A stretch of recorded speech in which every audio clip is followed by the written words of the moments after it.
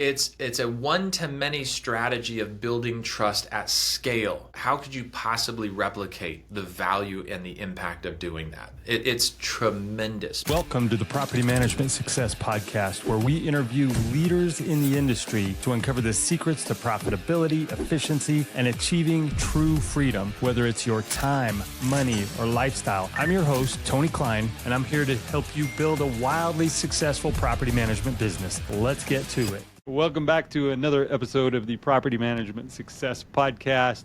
We have Mark Brower currently in the middle of a food eating championship contest, and he's pounding down cheeseburgers by the second. So okay, this has got to be relatable for anybody listening. It's 2:38, and I haven't had a thing to eat today, except for every time I walk by the candy stash in the office, I grabbed a handful of jelly beans. So I'm going to crash if I don't get some good food in me. All right. Mark, I want to dig into something. About a year and a half ago, maybe, we had a little mastermind. It wasn't a paid mastermind. We just kind of got together and said, hey, let's start being more intentional about how we show up in front of people and how we have an impact in just the areas that we serve. And we both did that for a while. You put out a private YouTube channel where you just started recording videos on a daily basis, and I've seen that grow. And you and I have both kind of taken different paths on that, but we're both trying to step up how we show up, the expertise that we have, the value we are delivering. And I want to dig into that because you have seen some success in that, and I want to highlight that for the audience, and then maybe on another episode we can do the same thing with what I'm doing. But I want to kind of spotlight what you are doing, what you've seen, what realizations you've come to, and so let's just kind of let you take it from there. I don't know where I read this. And sorry if this sounds random, but I remember either reading or hearing someone talk about, I think it was in a book, and the guy said, for a long time in my life, I wondered what was behind the curtain. And then he kind of started hooked you with that question. Then he went through this whole narrative or something. And then he came back to it and he's like, the conclusion was, there's nothing behind the curtain. It's just you. And that's a really kind of abstract idea. But it fits my story a little bit because I thought for years that everybody around me was just so much smarter, so much more successful, so much more interesting. And I was a character on the outside looking in. And I've walked through, for me, I've been challenging that idea and trying to walk through the curtain or walk behind the curtain or lift up the curtain and see what's really going on about people that I thought were way better than me, way smarter than me, way richer than me, fill in the blank after way. And I found out that everybody does three things. They stand up, they sit down, and they lay down. So you're doing one of those three things right now. And we're all the same. And we have two legs, most of us, that we put through our pant legs. And no offense to anybody that doesn't have two legs. Or pants. So a year and a half ago, 2 years ago, I read something that Alex Hormozy said about someone, Caitlyn Jenner or someone has a cosmetic line. They're 19 years old and they became worth $1 billion. And he's like, oh my gosh, that person's way younger than me and they're worth $1 billion. Sorry, I got the hiccups coming on.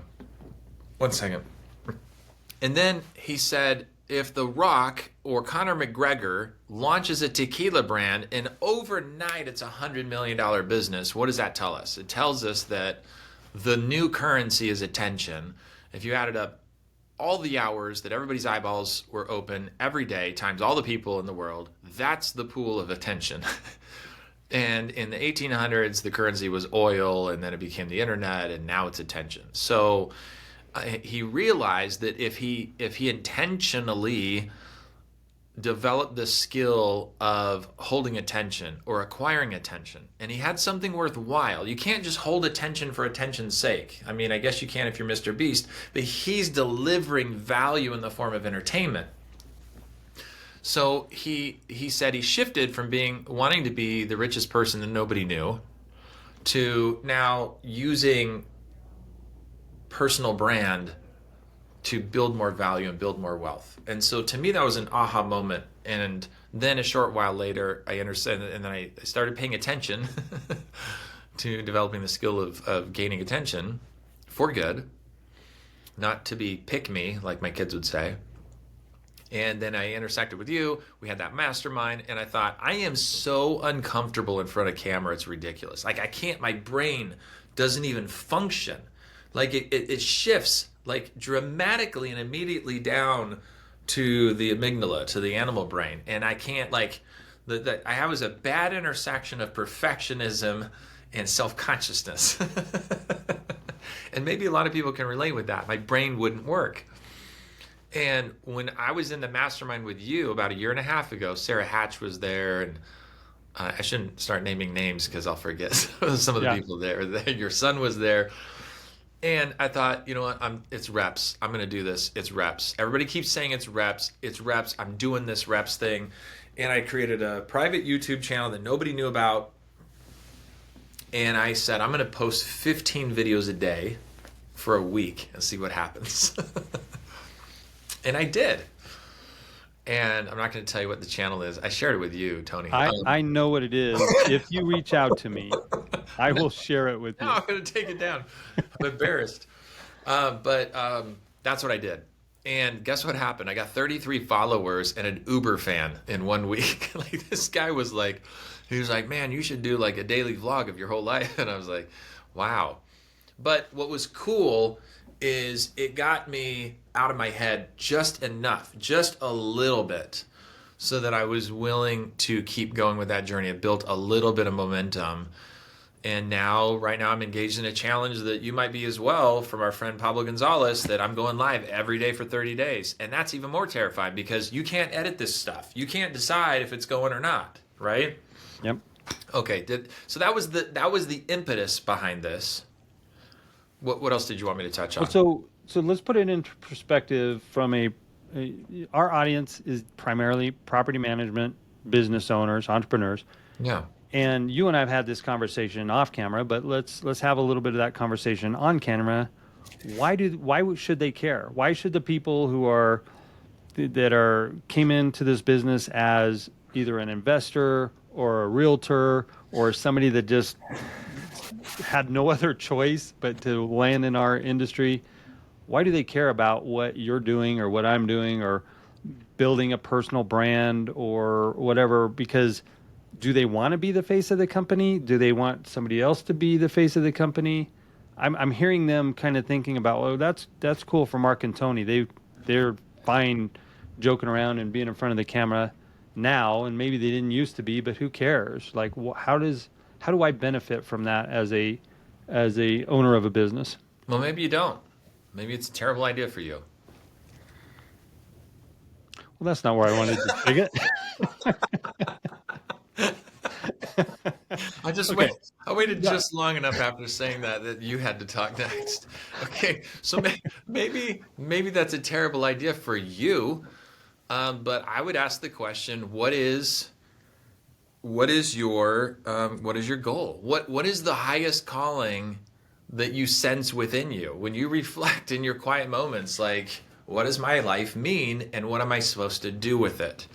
When I think that thought, one of the answers that comes back is that I was sent to this spinning blue ball hurtling through space in incredibly fast, orbiting around the sun, and like we're moving through space really, really fast. And I'm here, and I am supposed to do two things. Number one, discover and develop my talents, and then two, use them in the service of others. And the reason I know that's my purpose is because when I do those things, I feel really good. I feel joy, not temporary pleasure, not temporary happiness. I feel the transformative effect of me becoming increasingly the version of myself that I was intended to become. And so it's that transformative process that I'm leaning into. And a big part of it is discovering my gifts and serving others with those. Okay, so given that's what I'm all about, and I've committed my life to that. Now, what are and we talked in our last episode about was start with vision. Don't just start with like what's right in front of me right now. So I started with that vision, and then when I intersected with this idea of like, oh wow, you can develop a skill of teaching, of sharing, of speaking, of being able to think live, which I think is a really important skill in life in general. But it's because I want to develop these skills and these and explore these opportunities because I believe that the more comfortable I am in front of people, the more I can use technology to share thoughts that I think are useful. It helps me clarify my thinking. I'm a verbal thinker, and so it helps me. Not only does it help me clarify my thinking just by in the act of talking, like a stand-up comedian refines their act while delivering it to low impact audiences many times, right? So I'm in the process of developing my philosophy about life and about business, and the more I share it, the more it fine-tunes itself. I get feedback from other people that disagree with me. Ray Dalio, my guy Ray Dalio, he says that he's seeking out the smartest people that disagree with him. What better venue to do that than through social media? Like, fantastic. I get to round out my thinking with smart minds that can disagree with me. I think there's probably a C and D, but I'm losing my train. So how does that land with you? Like, All right. maybe this isn't for you, but this is why it's for me. Okay. I actually want to tie it back to why I think it is for them. So I hear you, and I validate everything that you just said. Therefore, I don't need to continue to try to argue with you about that because I've confirmed it. Now, here's where I think it is for them. One of the things that as technology continues to change, as things become easier to outsource, we've got people that are working as remote team members from all over the globe. We've got technology that is automating things. We have AI that's entering the space and making things possible that weren't possible a year or two ago. So what I look at is, from the consumer standpoint, property managers, we're all the same. We are all the same until we're not. And so one of the ways that they decide what makes you different is price. And so if you don't want to be decided as to whether or not they should do business with you based solely on price, then you have to be different in a different way. And so it's building that authority in the marketplace where they see you. And this is just an example. I had a call yesterday with somebody that signed up with my coaching program, and I didn't even know who they were until we got on the call. They'd gone through some pre-screening and a questionnaire to make sure they were a good fit, but it's because they had become familiar with me.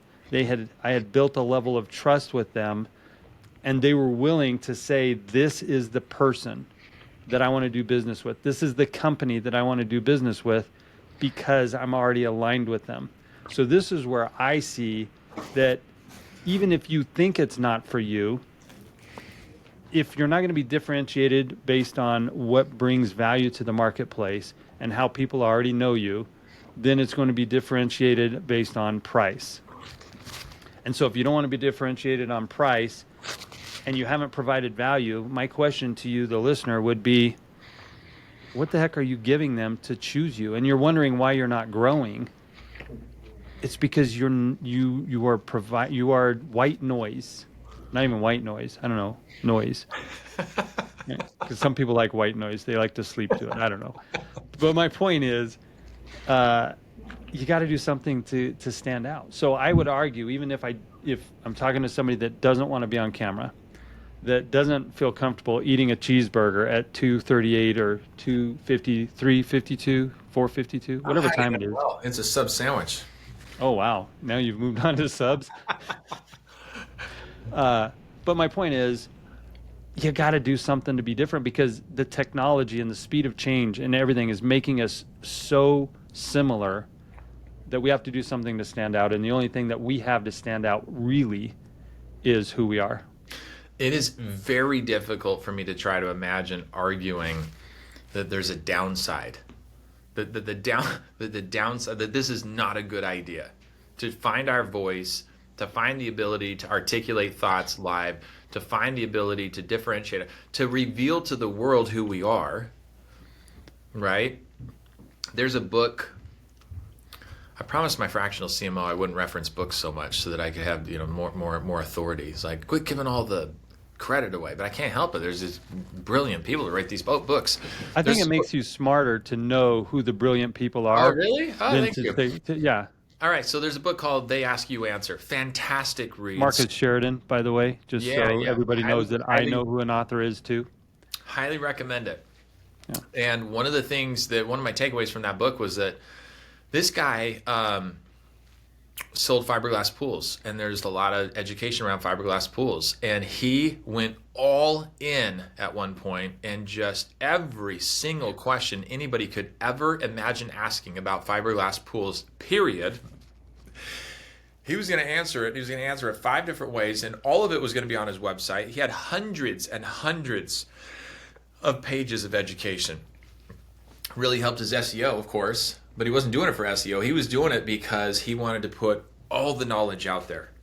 He said he came into his office one day, and he checked his stats for his website. And the previous night, there had been over 1,500 pages of content consumed by one IP address. Somebody correct me if I get the numbers wrong, but this is essentially the story. It's in his book. And the second highest user the night before had consumed like 623 pages. It was a husband and a wife. They called him that day, and they had everything perfectly decided upon. The order was ready. They were ready with their money. They knew the entire process. They were ready to put down the deposit. No conversation needed. Zero.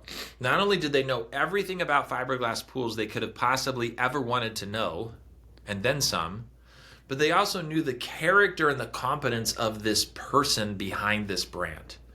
And I think putting content out there, live recordings like this, or written content, or whatever, is a powerful, exponentially growing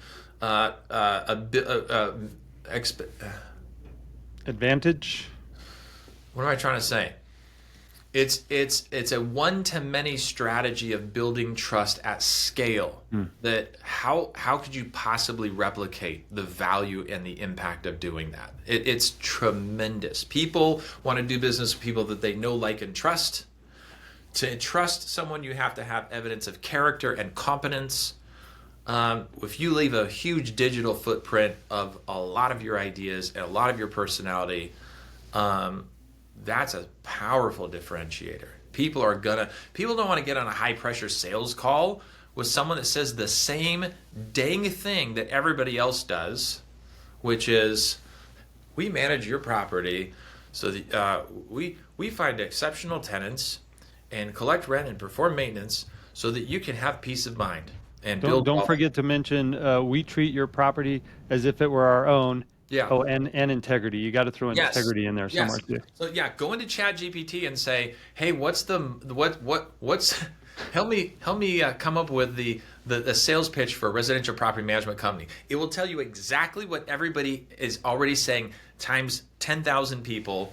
And that's exactly what you don't want to be saying. You want to be saying everything about who you are. There's a reason why there was the gospel of Matthew, Mark, Luke, and John. It's because people want to hear the same story from 4 different points of view. You have your own unique point of view. No one can tell the story of property management like you can. And the more you put that out there, the more people get to know, like, and trust you.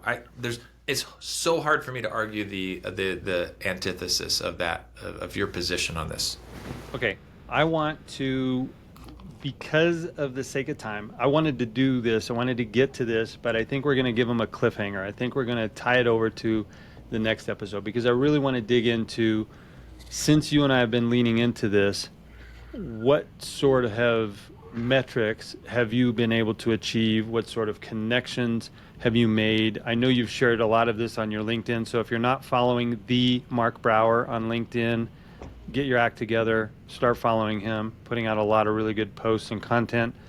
But your ability to be vulnerable, to share what's happening, to share the journey has just basically exploded your reach and influence. And I don't want to share, I don't want to spill those numbers now. I want to talk about that on the next episode. But if you have anything to talk about other than numbers in the last minute or two, I'll give you that to kind of close us out. Here's my closing. The numbers don't matter. I just posted about this today. The numbers don't matter. What matters is the connection between one person and one other person.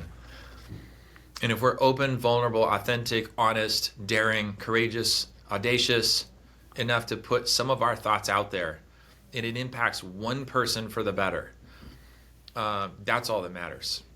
We crave connection, we crave knowledge, we crave learning. Share. Don't be selfish with your knowledge, with who you are. There's only one person. That's you. That sounds really trite, but it's true. And that's what matters. It doesn't matter about how many impressions you have. That's just a signal you might be headed the right way. What matters is one person to one other person. I like it. But we're also going to talk numbers next time. Okay. All right, Mark. Always great hanging out with you. All right. Enjoy the rest. I think you did enjoy the rest of that sub while we were sitting here, right? Yep. Yeah. All right. Talk soon. Little sneak peek. I'm going to be headed to Arizona down your way. So maybe we'll spend a little bit of time together next month and we'll have a little bit to share about some experiences that we had in person. But we'll never know until That'll be fun. Cliffhanger. June. All right. Sounds good. Thanks for tuning in to the Property Management Success Podcast. We'll be back with another value-packed episode to help you level up your property management game. If you've got something valuable out of today's episode, please share it with a friend or colleague, and don't forget to subscribe and leave a review so you never miss out on future insights and strategies and tactics. Until next time, here's to your success.